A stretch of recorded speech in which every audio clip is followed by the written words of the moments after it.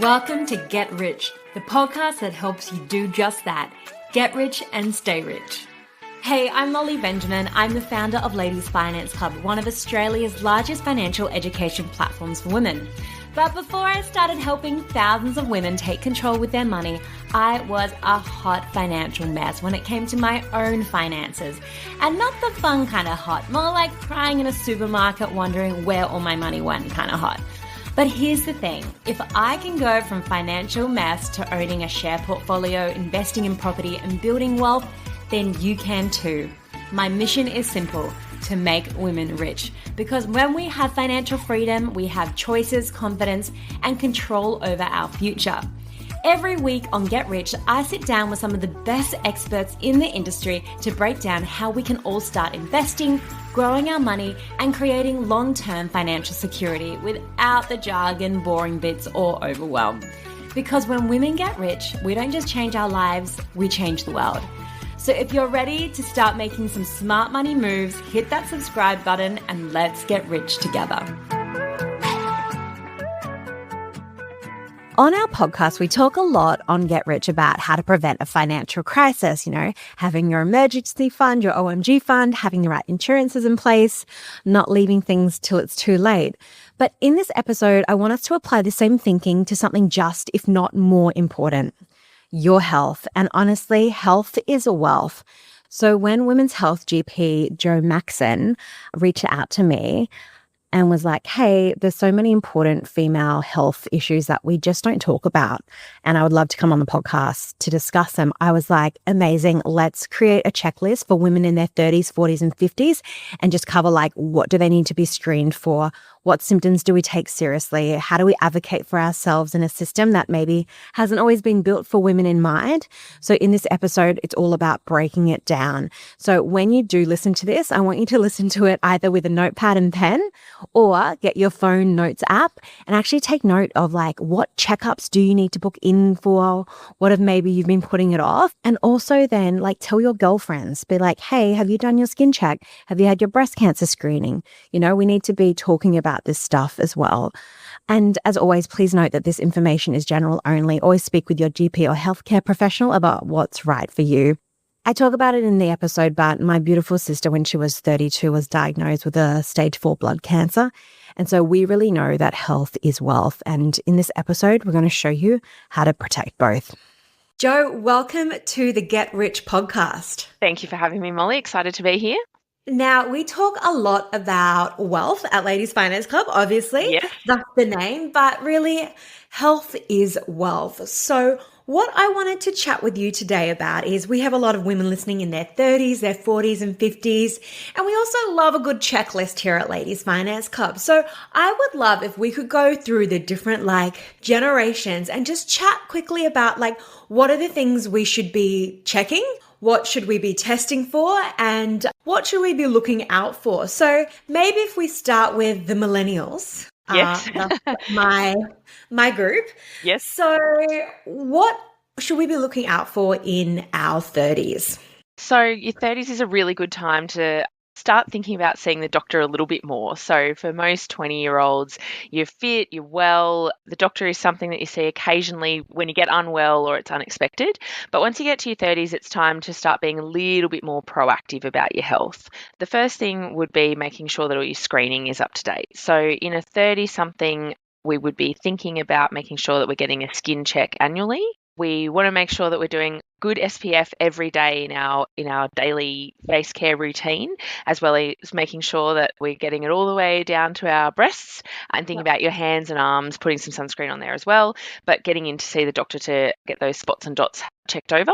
The skin check. I think it was Zoe Foster Blake who said your face finishes at your boobs. Correct. You should be that is right. All down there. Yeah. All the way down. Yep, that's right.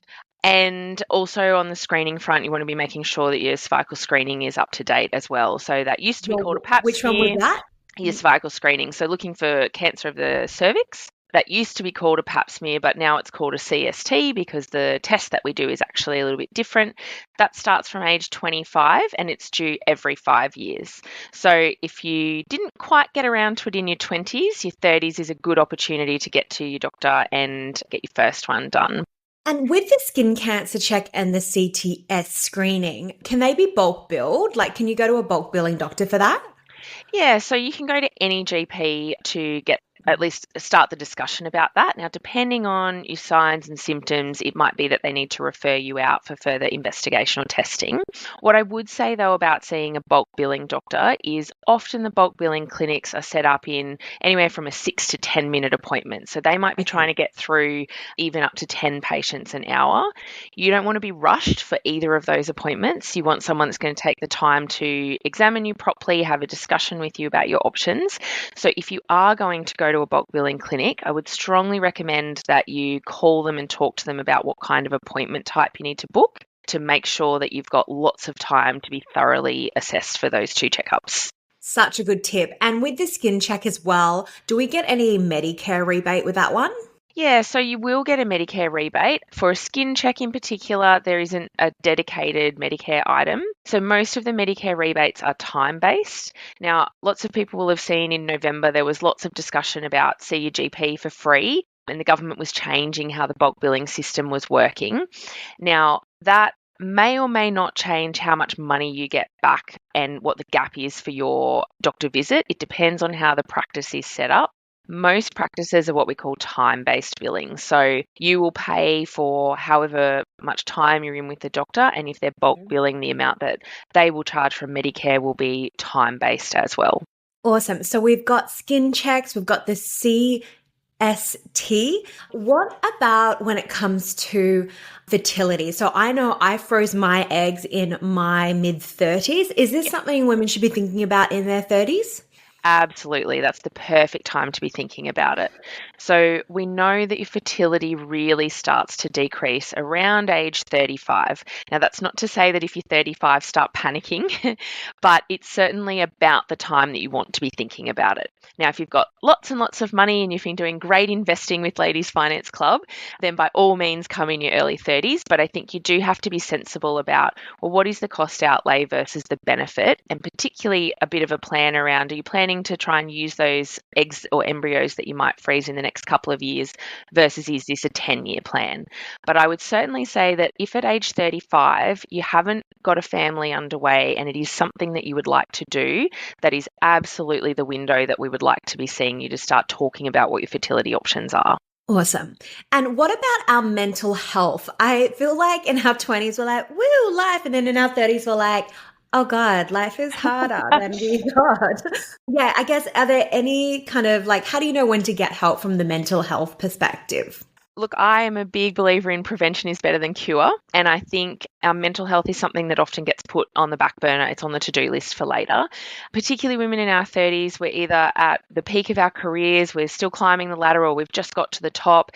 And or we've also started a family or we're thinking about starting a family. And all of those things are really busy, stressful times.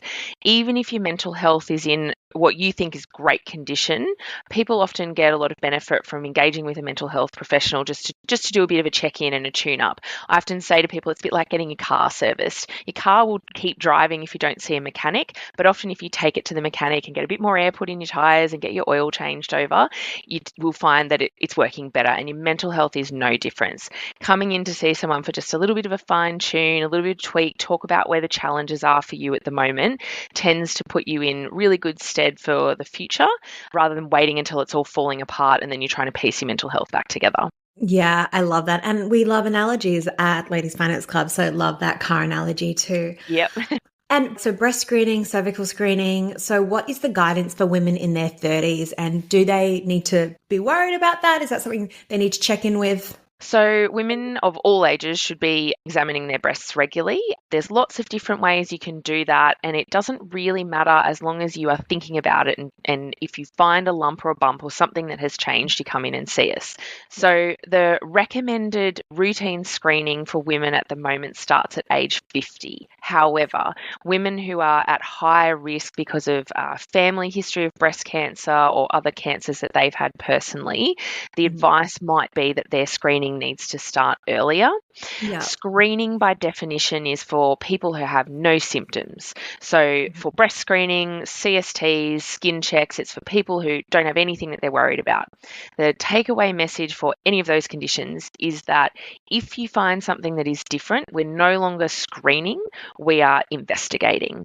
So if at any point you find a lump or bump in your breast, the skin is changing colour, you're getting discharge from your nipples that you didn't have before, that is something that you absolutely must see your GP about as a priority. Fantastic.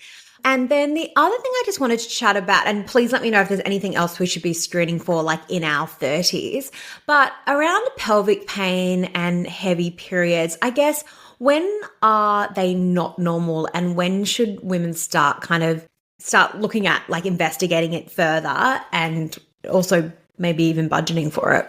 What we know in Australia is that, unfortunately, lots of women, somewhere around 1 in 9, experience bad pelvic pain or heavy periods. That's a really high number. And of that group, women who do have things like endometriosis or adenomyosis, the average time it takes to get diagnosed is 6 to 8 years, unfortunately. That Took is me far 9 too years. long. Yep. The classic story. So what we also know is that women who do have painful periods tend to miss at least one day every time they have a period of their normal daily activities. So whether that's school or work. So across 12 months, that means they're missing 10 to 12 days of school or work. Now, we know then that financially, that's a huge loss of productivity. So you're either burning through your sick leave, or if you're casually employed, you are missing out on income every day that you have painful periods. I think women only know what they know in terms of what a normal period looks like. So I would say to you that if you are having pain that is stopping you from doing what you need to do, that is abnormal. If you've got bleeding that is heavy enough that you are bleeding through your underwear or your clothes, or it's again stopping you from what you need to do, particularly if it's stopping you from doing your regular exercise, that is abnormal. If you are getting terrible changes in your mood in the days immediately before your period or during your period, that is abnormal. And all of those things can be improved and managed. But the key there is that you need early diagnosis and early intervention. And we want to try and bring that average down. Ideally, in my world, I would like to think it's 1 or 2 visits to a doctor max, but we know that we're a long way off that. Yeah. I know once I got my surgeries for my endometriosis, it really did change my life. Like the pain I was experiencing, just like disappeared. So I was very, very fortunate there. It was crazy. Yes. Or I think it's just unfortunate that it's taken you 9 years to get to that point. Wouldn't it have been nice if someone had said that to you 8 years ago, you'd had your surgery and your pain was gone? Oh, I know. What women go through, far out. I know. Anything else we should be thinking about in our 30s before we move on to Gen X? I think the other thing that's worth having a think about is making sure that you've had an STI screen. We know that the rates of chlamydia in particular are really high in women under the age of 25.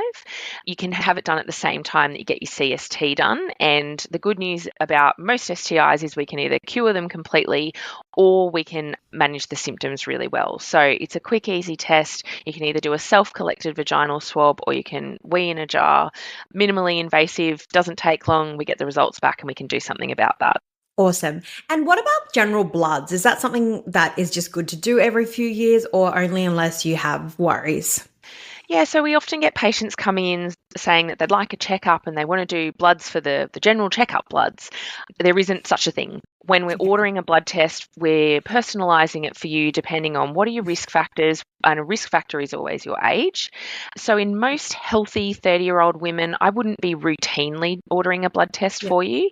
But let's say you've already had a couple of babies and you've had gestational diabetes, then we know that you are at increased risk of developing diabetes later in life. So in your 30s, then we would be looking at things like your fasting glucose or your HbA1c to just check to see what your insulin levels are doing. Okay, awesome. All right. Actually, that just reminded me when we're talking about the STI checks around contraceptive as well. And I don't know if this is like even the right question to ask, but is there like the best contraceptive out there? Like, is it the pill? Is there a Mirena? Is there like, I guess from a doctor's perspective? Yes. What I would say is there's lots of choice these days. In November, they've added a couple of extra contraception options to the PBS, which makes it significantly cheaper. I think often what happens is it's in your your late teens or your early 20s. You head down to your local GP who's got 6 minutes to talk to you, and you say, I need to be on the pill. And the GP says to you, okay, here's a script for the pill, and that's the end of the discussion. So certainly in our clinic, because we're a specialised women's health clinic, we have lots of people come in and they say, I'm here for my repeat pill script. But when we talk to them about how and why they're on contraception, what they like to get out of it, and in particular what the contraindications are, so the reasons that maybe they couldn't take the pill, we often find that the contraception that people are on is not the best fit for them. So I think the most common one that I see is that women who have migraine with aura, so the type of headache where you get the visual flickering and changes when you get a migraine, they are at increased risk of having a stroke in particular if they're on the combined oral contraceptive pill. And we find lots of those women that have been on the pill long term, no one's ever said that to them. And then they come to us and we say, you probably shouldn't be on that. And we swap them over to something else. Wow, that's really important to know. It is Jeez. really important. Yep. So if you've been on the pill long term, I would strongly recommend you find a GP that's interested in doing good contraception discussion with you and check that whatever contraception you're on is still the best option for you, because there are plenty of different options out there. Fantastic. And great that so many are now on the PBS as well. Yes. All right, so let's move on. We've kind of got our checklist for our 30s. Now we're coming to our 40s, kind of the decade where hormones shift. Your metabolic system slows down changes a little bit. Yep. And invisible symptoms start showing up. So I guess, what should we be thinking about in our 40s? So this is probably the decade where you do need to start seeing the GP a little bit more for that regular checkup concept. It is certainly the decade, though, where the women that I see are really, really busy, and they're often putting themselves last. So they're busy working women, they're busy family women, and they're busy getting everyone else sorted, and they'll get around to booking a doctor's appointment for themselves, but they never quite get there. So particularly in your later 40s, there is a Medicare, an MBS item number for a health assessment over the age of 45. There are some other health assessment numbers available for other chronic diseases and for Aboriginal and Torres Strait Islander people that people can access when they're a little bit younger. But for everyone, I would recommend that they book in for that health assessment. And that's an opportunity to check your blood pressure, talk to you about your cardiovascular risks, so things like smoking, exercise, alcohol, any history of diabetes in your family, things like that.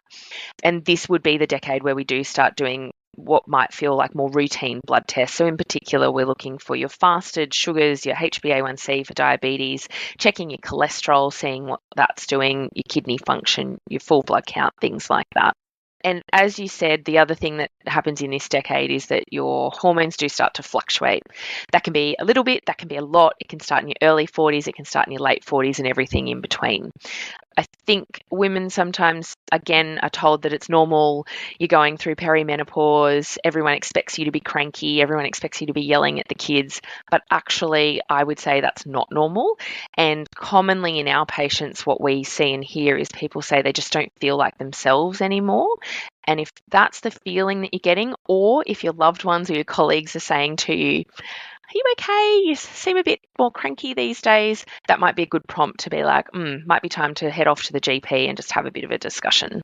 Okay, interesting. And as far as the night sweats and the symptoms of menopause, will we see any of those in in that earlier stage menopause? Yeah, absolutely. So by definition, menopause or being postmenopausal is not having had a period for 12 months or more.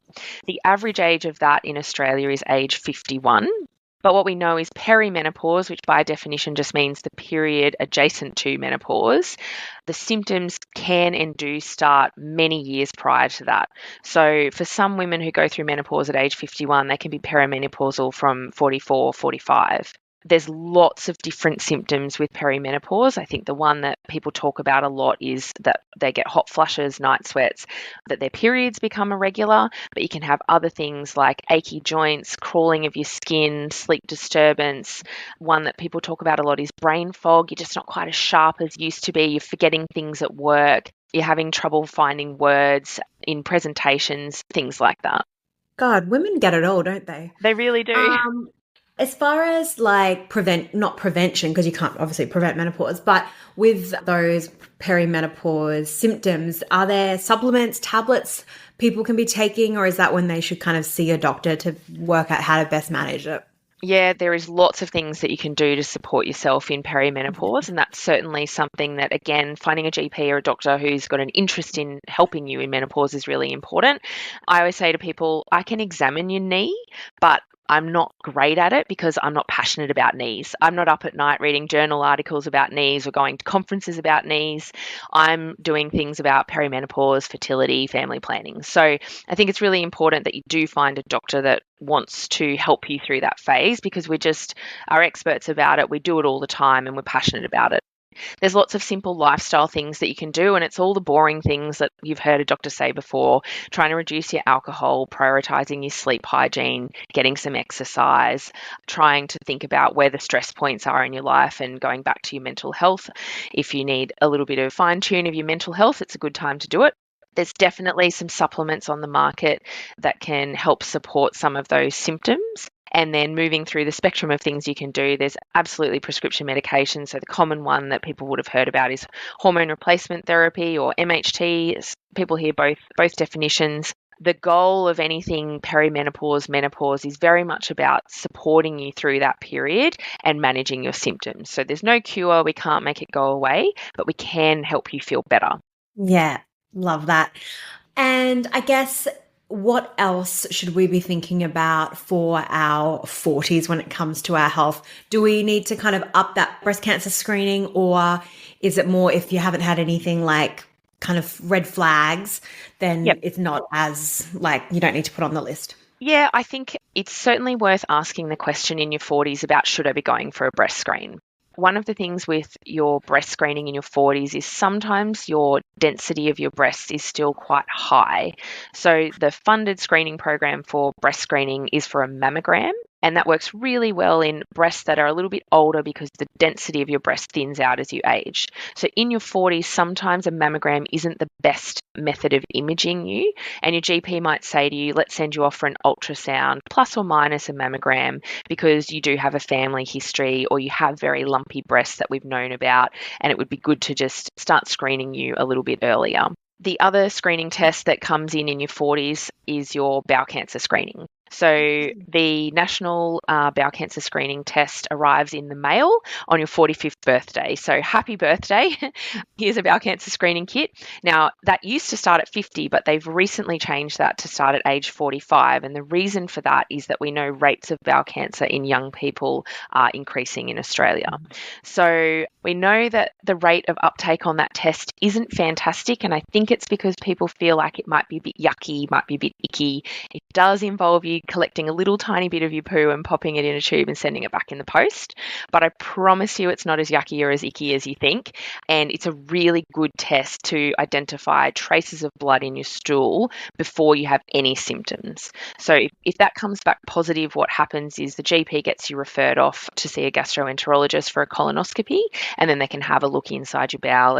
And normally, the most common cause is either that you've got hemorrhoids, which are not cancerous, but they can do something about, or that you've got bowel polyps, which are precursors to bowel cancer. And if they get removed nice and early, then we've nipped it in the bud, so to speak, and your risk of bowel cancer decreases, A, because we've removed the polyps, but B, because you'll be someone that then has more intensive screening. This is so helpful. It is crazy how much we just don't know about the human body or how it works. We did a session on a podcast actually on money and menopause, where we had a financial advisor to talk about the financial implications of menopause and perimenopause. And that was like the first time I'd ever even heard about it, which was crazy because I was 36 and I was like, how has no one spoken to me about this before? I know. So Yeah. So, guys, if you're listening and you want to learn more about that, definitely go check out that episode. And I assume in your 40s, in your 50s, like it doesn't matter, you keep doing those skin checks as well. Absolutely. Yep. In Australia, we've got really high rates of skin cancer. And I think, our generation, Molly, we're probably going to fare better when we get into our later decades because we've been a little bit more sun smart when we're younger. But it's still amazing how a small amount of sun exposure can damage your skin, and some of that leads to skin cancer. So definitely keep going with your annual skin checks. Oh, 100%. I still had many girls at my school who were like getting the baby oil out and baking in the sun. Yep, And I was like, definitely. I can't do that because I have freckles. All right. Anything else to add to the decade of 40s before we move to the 50s? And thank you again. This is such helpful information. No, it's my pleasure. I do think that if in building your career in your 30s, getting your family started, one of the things that often falls away for women is some sort of exercise. So we know that women, on average, most women by the time they're 21 have stopped playing any sort of team sport, whereas men tend to keep going well into their 30s. Benefits of team sport are many and varied: physical, psychological, social.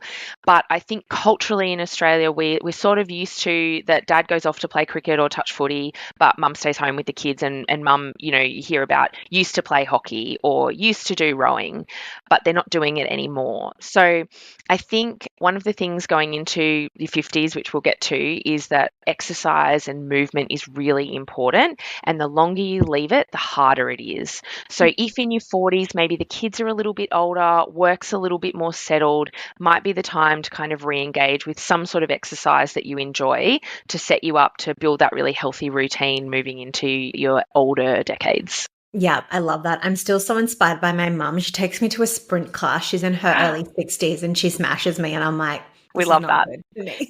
Yes, we love that. Great No, for it's her. good. I've got to get on this. So let's move on to 50s. So I guess menopause and beyond. So what are like the must-do screenings in your 50s? Yep. So we've talked about breast cancer screening starts at 50. You will get a letter in the mail saying you're due for your first mammogram. There is a free breast screening program in Australia, so you can go through the free program. If that's not convenient to you, there's plenty of private options as well. And in my mind, it's money well spent to get it done as soon as you can, wherever is convenient and easy. So really in your 50s, it doesn't change too much. It's more of the same, but we certainly want to be thinking about menopause and the syndromes of menopause that go with. So we know that there's a metabolic syndrome of menopause. Lots of our perimenopausal and menopausal women come in and they say, "Jo, I have always been skinny, I've always been healthy, and all of a sudden I have this weight around my belly that it just will not move. I've tried all the diets, I'm at the gym, I'm doing everything I'm meant to be doing, and it just will not go away." And unfortunately, the answer that I say to them is, "Yep, and it sucks and it's really unfair, but your metabolism has slowed down. Your decreasing estrogen is working against you. We know that you're more predisposed to put weight on around the middle, which also means you're putting weight, unhealthy fat around your internal organs. What can we do about it?" Well, you can only control the controllables. So you certainly come in, you have a look, we check your blood pressure. If that's high, we do something about it. We do your fasting cholesterol. If that's high, we do something about it. We check your sugars. If that's high, we do something about it. We can't control your age, we can't control your gender, but we can talk about diet, exercise, lifestyle modification. And some people are just fighting a fight they're never going to win. And unfortunately, those people do need medication to help bring those risk factors down to reduce your overall risk of things like heart attack, stroke, and blood clots. Okay. And actually, just talking about heart attacks, I know the research, it's like there's a lot of research done for men and heart attacks. Women, it's still being developed. What Yes. are those kind of, I guess, early warning signs that we might need to think about when it comes to heart disease and heart attacks? Yeah, so the sad thing about heart attacks is that they do kill an awful lot of women every year, and some of them are silent killers. So, unfortunately, for lots of women, the first time they know about it is when they're having their heart attack, and at that stage, it's too late. So, that regular checking in with your doctor, so blood pressure, cholesterol, smoking, definitely contribute to your overall risk. We also know that your family history contributes to your overall risk. Now, there are some other tests out there that maybe for a couple of $100 might be able to give us more of an assessment of your risk. And again, I think that that's money well spent if that result Absolutely. comes back knowing that you are going to be someone that's at higher risk, then A, we can screen you more often, we can get you back to check your blood pressure more often, and B, if we need to get you off to see a cardiologist, we can do that sooner rather than later. Awesome. Fantastic. And before I just go to my last few questions, anything else we should be thinking about in our 50s? The other thing that I think is worth thinking about in your 50s is adding in a bone density screen or a DEXA scan. So the Medicare rebate for bone density screening applies from age 70 and upwards, or if you have a diagnosis of osteoporosis, which is when your bones are, the density is low and they're brittle. We know, though, that when you go through menopause and as your estrogen declines, estrogen helps protect your bones. So we certainly find that some women in their 50s do have osteopenia, which is the precursor to osteoporosis. So we know that their bones are already starting to become brittle. The cost of a DEXA scan depends on place to place, but around where I practice, the local imaging centres, you'll be out of pocket about $150, even without the Medicare rebate. And again, if we can find that in your 50s and do something about it, we are preventing an unfortunate fall in your 60s or 70s where you break a hip. And we know that actually the rates of getting back to your normal health after a broken hip is incredibly low in women. And for a lot of women in their 70s, a broken hip, the rate of death after that in the next 12 months is over 50%. So it's really high. Gosh. Yeah. Yeah. So we want healthy bones and healthy muscles in your 50s. And for $150, if you can find out that your bones are a little bit brittle and do something about it 20 years earlier, again, I think that's a good investment of your money. Absolutely. I think it's the best investment of your money. Yep. And how can, I guess, women advocate for themselves in the healthcare system to ensure that they are being taken seriously and they're not just being dismissed for, oh, it's just hormonal, it's just this. Obviously, like going to women-focused practices like your own is obviously a great start. But maybe for women who are in more regional areas where that's not possible, what advice, I guess, would you have for them? That's a great question, and it's a really difficult one. So there's a few things that I think are important for you as patients when you're engaging with the healthcare system. So first and foremost, you need a really good GP and a GP that knows you and you see them regularly. I know that's easier said than done, and particularly in rural areas, that can be really difficult.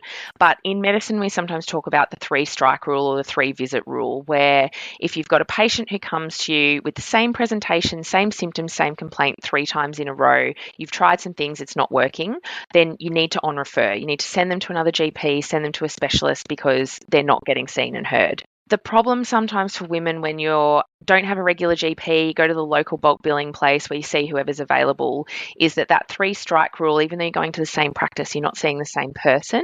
And so it might take 10, 12, 15, 100 visits before someone finally says, hang on a minute, you've been back over and over again about your pelvic pain. We haven't investigated this. We haven't referred you on. So I think it's really important that you find someone that you like and that you trust and that you go back to that person consistently. For our rural and regional women, there is a Medicare rebate number where we can do telehealth and video health specifically for STI screening and reproductive health. So that means that at clinics like mine, where we are set up for video health, we do have women from regional and rural Australia who are doing video consults with us specifically for their reproductive health. And a lot of those women, it's because they're struggling to get into a GP locally. So that's a great Medicare item number, and we hope that the government keeps that because that gives some people some financial relief as well. I think the other thing that's really important is you know your body and you know what's normal for you, and don't be afraid to continue to fight for that. If you're finding someone that you feel like hasn't listened, you haven't been heard, you still have questions, then they're probably not the right fit for you and you need to persevere until you find someone who does. And the final point I would make is that my GP colleagues who are particularly in the bulk billing clinics, working really hard to try and make ends meet and pay the bills themselves, do them a favour and do yourself a favour by booking a longer consult. So a 10-minute consult is going to get you resolution on one simple health issue. If you've got a complex or a chronic healthcare concern, you cannot get good healthcare in 10 minutes. So make sure that you are talking to your practice about how long the appointment is. At my practice, if you come for a pelvic health or a women's health general consult, it's a minimum of 30 minutes. If it's perimenopause or menopause, minimum of 45, because we think that that's the absolute minimum amount of time you need to have a really good conversation with us about your symptoms. Wow, this has been so helpful. And I will also just echo what you said. You are the only one who knows your body. And from someone who had a sister diagnosed in her early 30s with a blood cancer and was told it was a stress disorder for a very long time, you've got to be your best advocate. So if something doesn't feel right, Absolutely. make sure you keep investigating that. Jo, thank you so much for coming onto the podcast and giving us that fantastic checklist. I'm so You're excited for so people to welcome. hear this episode. And ladies, what I would love you to do from listening to this episode is make yourself a checklist and start scheduling in these different appointments that you need to make, and make sure you have this conversation with your girlfriends as well, and make sure like I talk to all my girlfriends about their insurances, their wills. Yep, Yes. I'm great fun to have around, but it's the same with our health. We need to make sure we're reminding each other as well. Jo, where can people find you if they want to learn more about you and the work you're doing? So I'm practicing at Sydney Women's Wellness, which is in Sydney, in Greenwich. We have a wonderful website, so sydneywomenswellness.com.au, and on our resources page, we've got lots of wonderful resources to other Australian evidence-based resources that you can have a look at. You can also find us at our social media pages. So I'm at Dr. Jo Mackson and at Sydney Women's Wellness. And we're very happy to have you booked in for a consult, phone, face-to-face, video health, anytime. Awesome. Thank you so much, Dr. Jo. Thanks so much, Molly. It's been great to chat.